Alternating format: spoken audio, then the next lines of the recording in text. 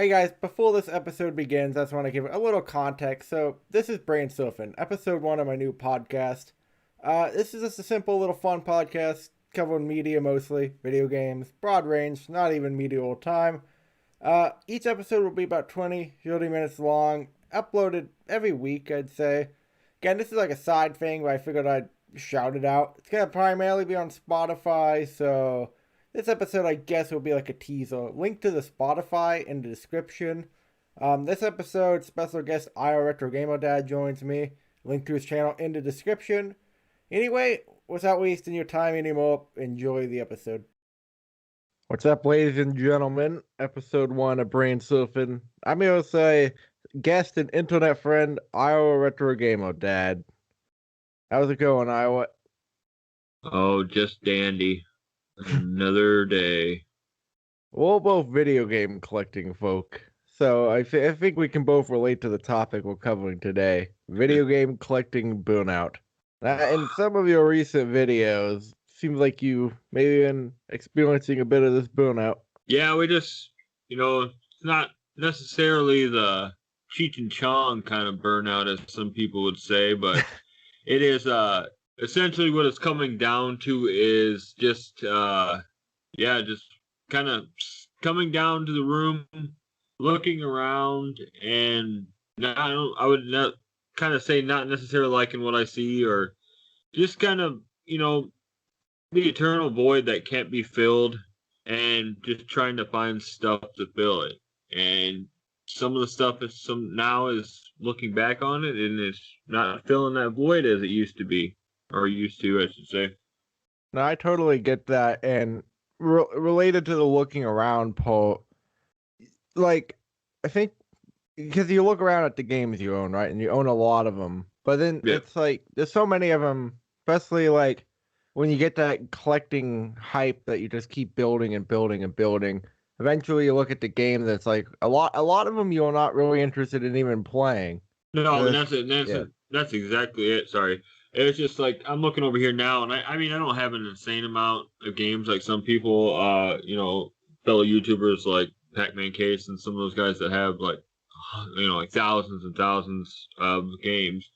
But even looking over at my small PlayStation 3 collection, which is probably a good 50 games or so, I've played 2 of them, and I've had the collection for over 2 years now. I think the only 2 I maybe have played is a little bit of The Last of Us, and I played Metal Gear Solid 4, Guns of the Patriots, because I'm a big Metal Gear Solid fan, so I wanted to play that. That was about the only Metal Gear game I have not played yet. So, I mean, granted, most of it was given to me by a coworker, so I didn't pay an insane amount of money, but it was still kind of like, I'm just looking at these games, and I'm kind of like, am I going to play these ever? Why do I have this? I mean, I might have this game that's worth $2, and now I'm stuck with it. Like a sports game, I'm stuck with this. I can't pay somebody. I'd have to pay somebody to take it away from me. Yeah. Or Goodwill. Yeah, and then you know what? I'll give it to Goodwill, and then I will go there for months and months after that, and it'll probably be sitting on the shelf because nobody else wants it either. And end up buying it again for a thrift video. Yeah, do I have this one? I don't remember. Do I have it? I don't know. I'll grab it, and then I'll somehow get my own game back. Yeah, that'd be great. Buy the same game you donated a few months later. I don't have this one. Yeah, it's happened. I've gotten rid of some games that I ended up going back and buying because I was like, why did I get rid of this game? And then I bought it, I played a little bit, and I was like, that's why I got rid of it. Well, I never had that happen, but I guess similar to owning too much stuff you don't play is that I had the issue until I started using a tracking app where I bought a game, got home, and I already owned it. Oh, yeah. I think at one point I had, so, the Gears of War trilogy.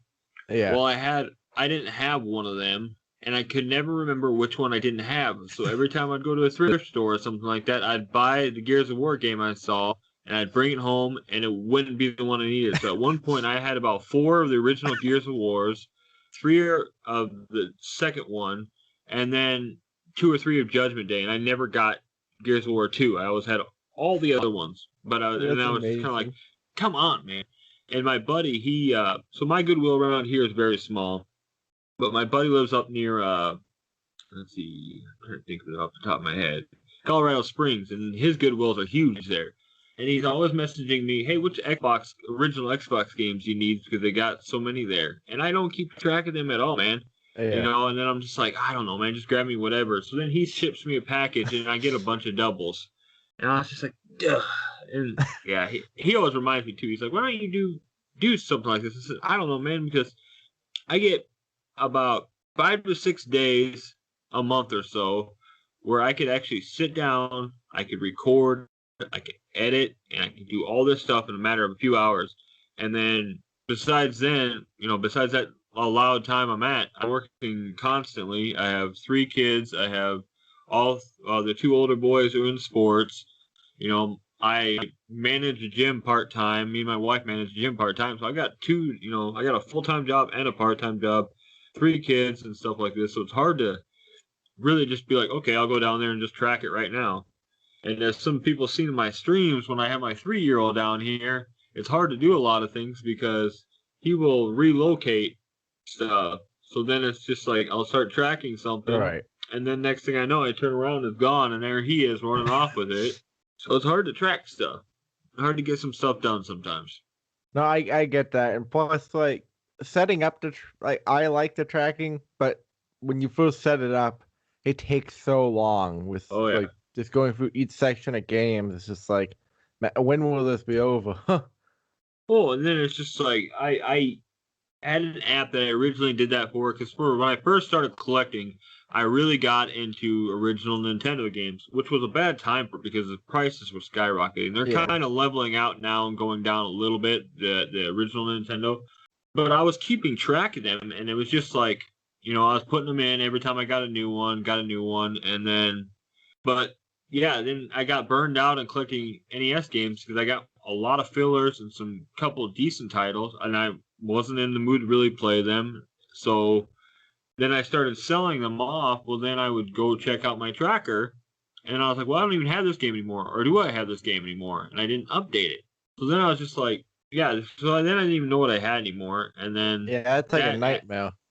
Yeah, so then that app was nice to have only because I could see about the value of my NES collection was. And at one point it was about, I think it put me around, about, I think it was $700 to $800 or something is what I had estimated value, which I was pretty proud of myself, and then thinking back on it, I don't, I probably spent, maybe half of that. And just with the fluctuation of the NES market, it just, the value of them grew so much. So when I finally went down and sold all my excess games, I basically had my nice little NES collection I had that I wanted, the games that I had from when I was a kid, and some of the other ones that I really wanted that I played at friends' house and stuff. I almost had the collection for free because after the market fluctuation, and then just selling the games off, I basically had my nice little NES collection for free.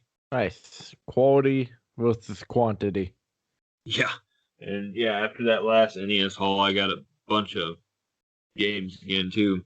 It's funny enough. Speaking of the tracking apps, I think the tracking apps for some people, I haven't experienced this really, which is good, but I think the tracking apps for some people can almost like make them buy games they wouldn't buy, because it almost turns into a game in a way where it's like, right. I grew the NES collection, I'm up 10% or whatever. Buying games.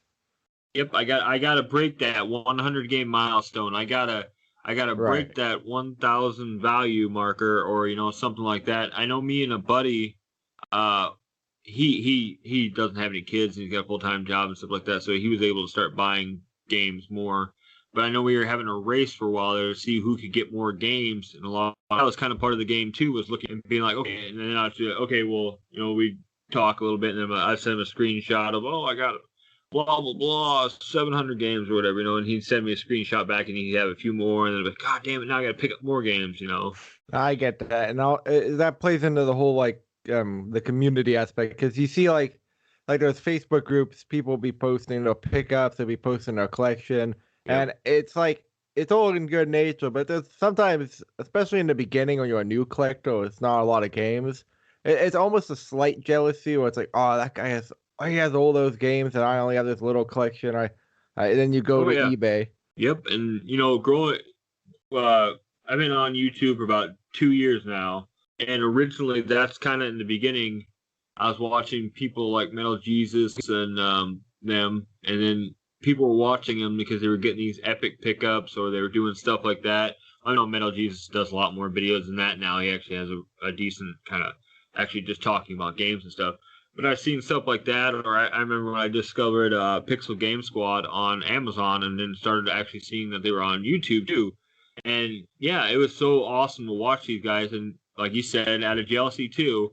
But watching these guys have these crazy, crazy awesome pickups, and then just watching the views coming in and in and in, and then I was like, well, you know what? Maybe if I get an insane amount, pay so much money for this stuff, that I myself am going to get a bunch of views. And then the golden dream, that one big dream is someday I might be getting paid to be on YouTube. And instead of using my own money for stuff in my collection, I can use the ad revenue to buy stuff. And that pipe dream going down there. And Yeah. then, if you think about it, then in the long run, I mean, how much money did you spend to get there in the first place? And how much of it was for nothing? Because, you might have a very awesome epic pickup. Like my recent one with all those Nintendo box games and the NES box ones. And granted, it's only been out for a few days now. But I've had pickup videos that have done better. And they were might have been just using tags right or anything like that. But it just was like, well, why do I have... Yeah, I get a pickup video that gets like 200 views. And it'd be like, why did that one do so much better than this one? And look at all the cool stuff I got in this one. And that just comes down to the YouTube algorithm, Right. Well, that actually relates to one of the things I was going to talk about is because I think you and me as YouTubers in this this kind of general area can relate. The when you do pickup videos, it also, now you've talked about this before, it pushes you to buy more games so you have stuff to talk about.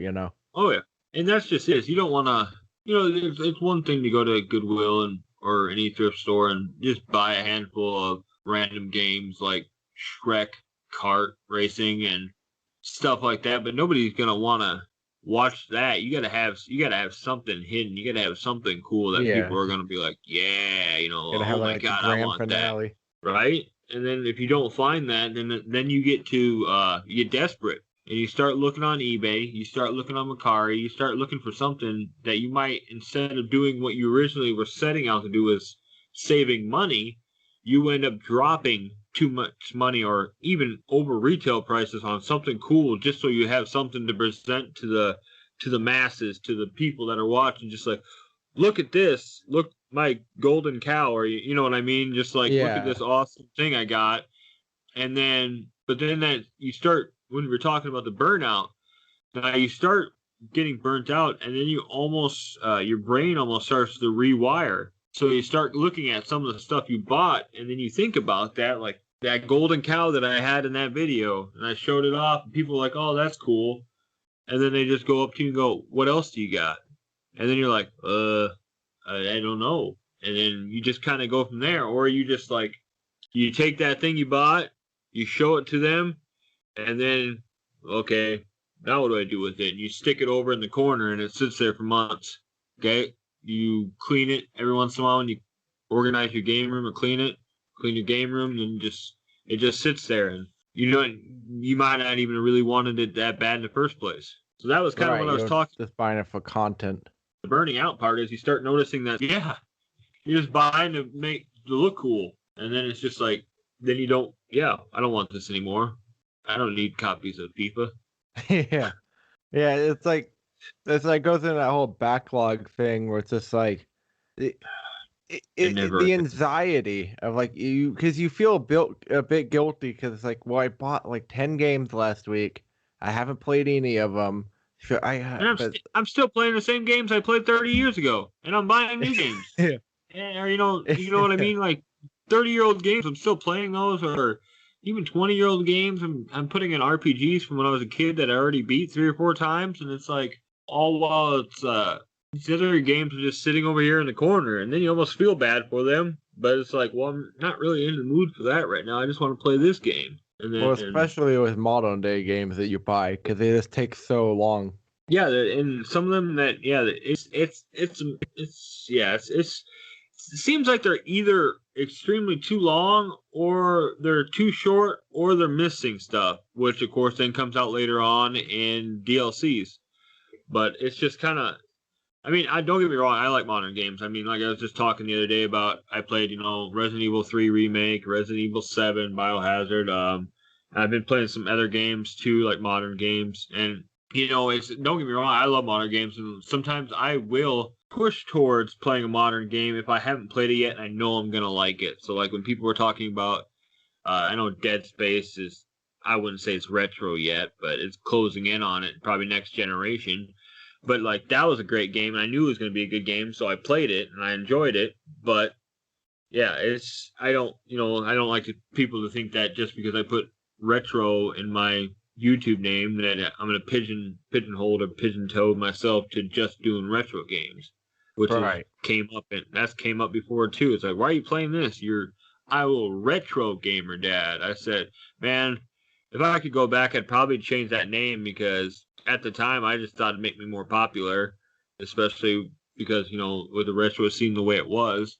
But then it ended up, yeah, just being the name that I stuck with. And then, yeah, now I'm kind of glued to it. People are like, well, change your name. And I said, I don't really want to do that, because that's kind of, people know me as Retro Gamer Dad or Iowa or IR, I don't even, what is it? Iowa IRGD or whatever, so that's how they know me now. So that's kind of stick with the image, I guess. Yeah, you don't want to change that marketing, but I get like not wanting to be like, like stuck in one area or view it as can only cover retro games. Because because then it's like in the future when you branch out, it's always like, well, people not gonna like this. Yeah. Am I gonna post something with a modern game, and are all these people that are my retro followers, are they gonna be like, oh, what the heck, and then unsub? I mean, it's no big deal if they do, but it's just kind of like, are they gonna be there just for the retro, or are they gonna be there for everything else? Right, right. Which was a fear when I started doing the food challenges. I thought, it could either go two ways. It could either start bringing people in that was, that were interested in, entertainment like that, or was it going to start pushing my, not necessarily my diehard subscribers, because most of you, like you guys are my friends. So it's like, I'd have to do something with this guy. I'm leaving, Yeah. But it's kind of like that. It's just like, I mean, that's what I was wondering, is like the guy that, subbed because I had a couple awesome pickup videos. Is he going to leave now because he's watching me eat a 1 pound Reese's peanut butter cup, Yeah, right. You hope like that you would hope that they would see it in a sub box and say, well, this guy's made a lot of great content that I like. I don't like this video, but I'm sure the next video will be for me. Right. But unfortunately, because I have the issue too, it's especially with non-video game related videos, it's like sometimes you'll see that number drop, or your boy like, oh, okay, I just got 5 new subs. Should I really drop this non-video game video, or do I gotta make a video that will relate to them too? Right. And, and we could talk about retro game burnout. We could also talk about YouTube burnout, because I've seen YouTube burnout a lot lately. Friends taking breaks from making videos, and just sitting back and enjoying them. And, I can understand that too, because for a while there, I didn't necessarily do a huge hiatus, but I kind of tried dip my toes in the Twitch water, and found out it's not bad. I ended up getting affiliated through Twitch and stuff like that, but it was not, some of my friends were there, but some of them weren't. But I found like one day I'd come back and stream on YouTube, and there would pop up all my friends again, and it's just like now, because that's where I started. So you could get burned out on YouTube, you could get burned out on retro gaming, and then I think it just kind of comes down to, what do you do afterwards? Do you stick with it, or do you take a break? And some people take breaks and don't come back. Yeah, definitely. YouTube burnout relates to as well, because I think it's just like anything you're excited about that you can put money and time into, you can go overboard, and then like if you're just not getting the results you like, or the same thing with like the game collecting pickups jealousy thing. It's like if you see other YouTubers, it's like, oh, that guy, this game collector joined the YouTube scene 4 weeks ago, and now look, he's blowing past. Yeah, and that's it. Yeah, and like you said, the jealousy not just in the collecting, but in the way that the channels are growing too. And then you don't want to, but you sometimes tend to think of negative thoughts, like, is this guy paying for subs? Is this guy paying for all this stuff? I know I won't say her name specifically, but I know there's this a newer girl YouTuber that started, and she was growing really fast, and some of the more negative channels were really starting to pick on her, and it was just kind of like, you knew exactly why they were picking on her. One, they were jealous of her and how fast she was growing, and then just two, hey, she was a girl. This is just a girl, and then happy, people are nowadays. A lot of these YouTube channels are just sexist guys thinking that, oh, she's a girl, she doesn't even have to do anything. She could just go on there and show a couple games, but because she's a girl, she's gonna get ton of more views. And it's just like, dude, she's just like the rest of us. She's sharing her passion. She's showing off, what she likes, and you know what? I enjoyed her videos, and I thought she did an awesome job. Right. Plus, like, she's not she can't be like not doing anything when she's like presenting like well-made videos that clearly research and time went into. Yeah, and it's not like, especially when it's not coming from a negative thing anyway. She's obviously not fighting for views. She's not doing like some of these people I've recently unsubbed from that keep doing bully talk videos or stuff like that, and people are watching it just for the drama. I mean, she was just going out there and showing her passion for video games, which is what, we can save this for another episode, the dark side of the retro community, because I can go on for a while now, because I stumbled upon it. I didn't think it existed, and then I found it, and it's not. Well, I'd love to make that episode with you. Yeah, we can schedule that sometime down the road, because that's kind of been something too that's been bothering me lately, was some of the people that I didn't know existed in the community that do. Yeah, there's definitely that underbelly. Like, the community's pretty good, but there's definitely that certain element. Right. Well, I think we've covered game collecting burnout pretty well this episode. To end it real quick, I'll just throw out a few little elements of it that might play into it, and then maybe a solution. So I think one issue too, it sounds lazy, but like when you own a bunch of consoles, like sometimes the hassle of finding wiles and switching them out and putting them back can be enough to make you just keep playing on this console that's hooked up. Right. And so then, I was finding that my Xbox One, since Xbox has been doing so well on backwards compatibility, that's a lot of what I've been doing with my Xbox One lately. Is just leaving that thing hooked up, because I could just go that route. It's way more convenient, backwards compatibility. Yeah, and they did free games for a while there, and a lot of them were original Xbox and stuff games. So I have a lot of digital versions of games from just having Xbox Gold for the longest time, and plus Game Pass is so awesome. They've got so many games on there too, and they're going back to their roots and doing original Xbox games on that too. So that's really awesome. Yeah, it's nice. Xbox One is like the console I primarily play on.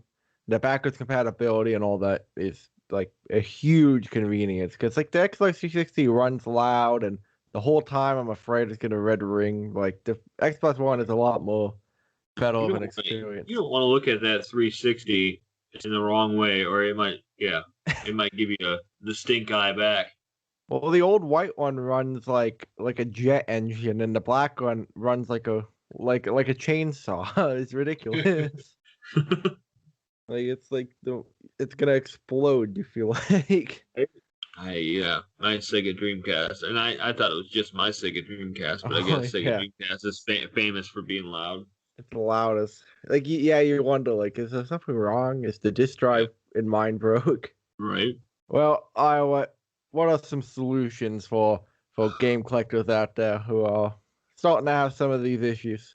So one of the big issues is, like with anything, you have to see the problem, and you have to, you've got two choices. You got a few choices, but two of the main ones are, you either need to get rid of the collection and go from there, or you need to, hold on to it and kind of work through it, what you're going to do, and just take like a break. So I've kind of done a mix of the ones I've been, which is strange. Like I said in the past video, ironically and strangely, is I'm taking a break from pickups, buying games, looking at games, anything. I've deleted Macari. I've deleted eBay. You know, I've deleted everything off my phone because that used to be a morning ritual was get up, scan through the new games listed on eBay and Macari and stuff like Oh that. yeah, See if there's definitely. anything good.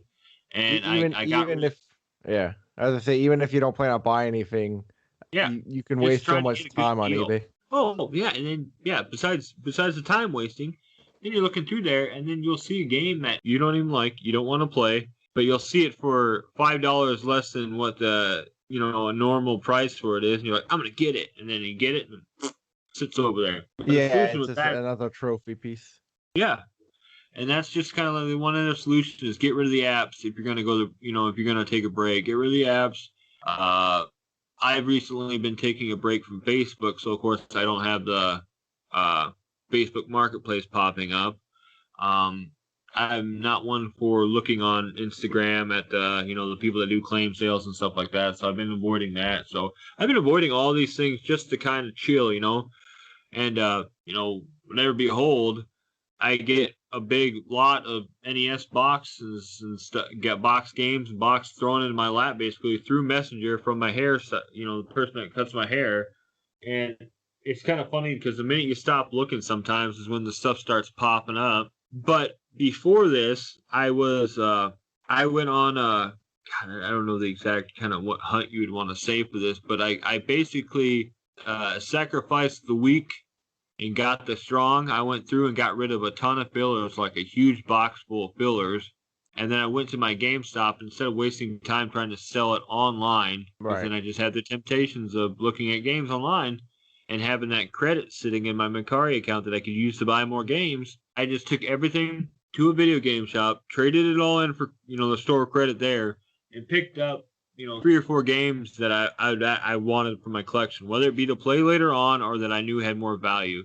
Because the trick of coming with a lot of this is with collections and stuff like that is you want to get the uncommons and the rare games first, because those might not be around as much. I don't need 10-yard fight on the NES. I don't need stuff like that. I want like Adventure Island 3 or stuff like that. So when I traded all that stuff in and I got like over $100 worth of credit, I picked up Resident Evil 2 and I picked up Resident Evil 3, both non-greatest hits, the actual original ones.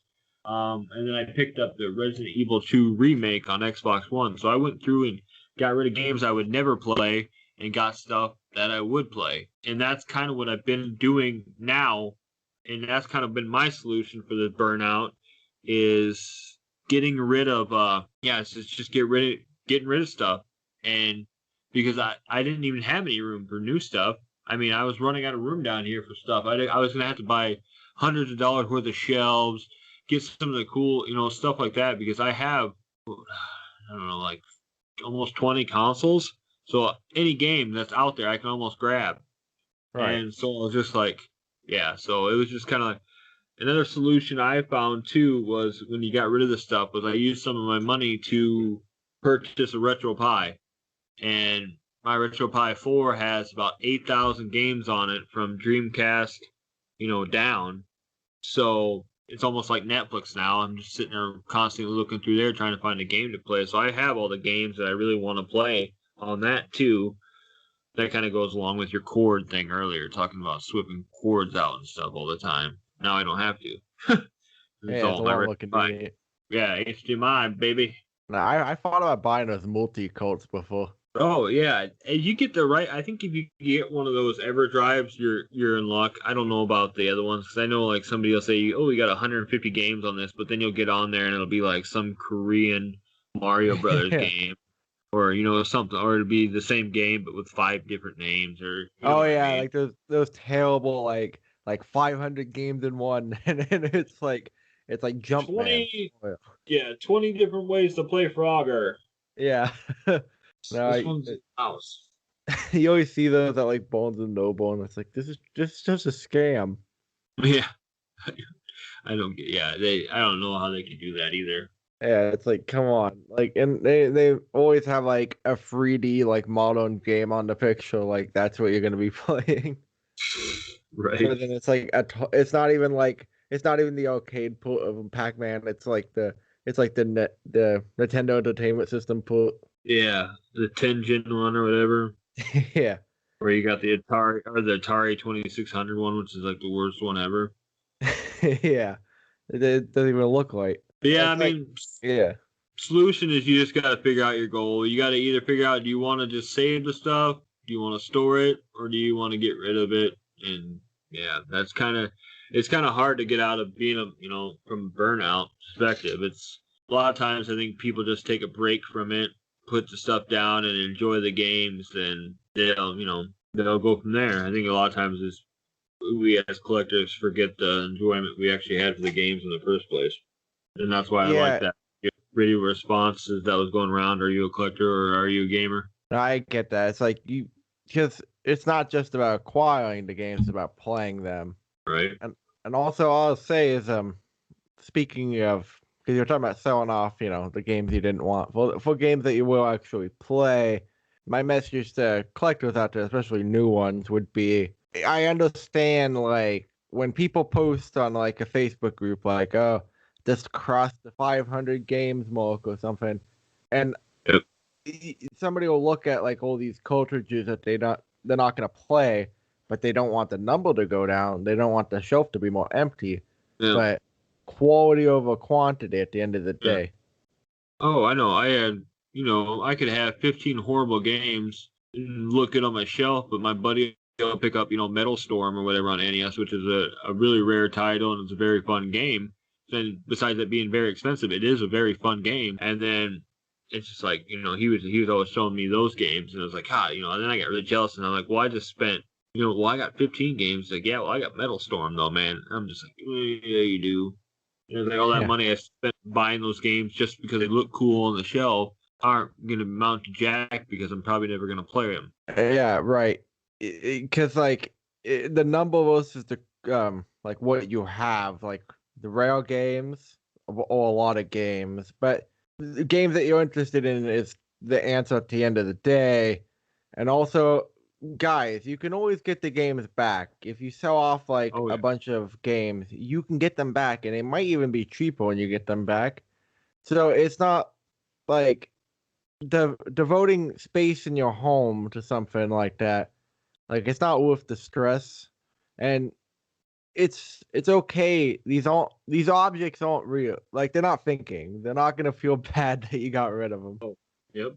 That's yeah. I don't know though. I think my Xbox would be pretty sad if I got rid of him though. Yeah. He said no. Yeah. You see it all the time. You see YouTubers donating their collections to charity to help with some great cause, and that's the one thing they say is, what, I can always get it back, but if I can help, donate this collection, get a few $1,000s and help this person who's suffering from cancer or something, I'm going to do that because, I could always get the games back, but you might not be able to get that person back, Yeah, like that a cause like that I think is Yeah. definitely worth it. Speaking of the games, now I'm picturing like the end of Toy Story 3, but it's like a game collector's games being like, this is the Xbox, take good care of him. Yeah. Oh my god. See you That- later, pal. Yeah. Well, I think this is a pretty good conversation that will hopefully help some new collectors. And I might throw this up on YouTube too as an Okay, advertisement yeah. for the podcast. Yeah, if you want, you know what? If you do that too, just let me know and I can do something too, and maybe we can throw it up on mine too and get it out there. So that way, I mean, I've been meaning to get more back into listening to podcasts too, because like, especially at the gym when I'm on the treadmill, I kind of like listening to people talking about stuff or watch YouTube videos. Oh yeah, podcasts are nice. I always have them on my like my night crew job. There's not Yeah. enough of them. Right.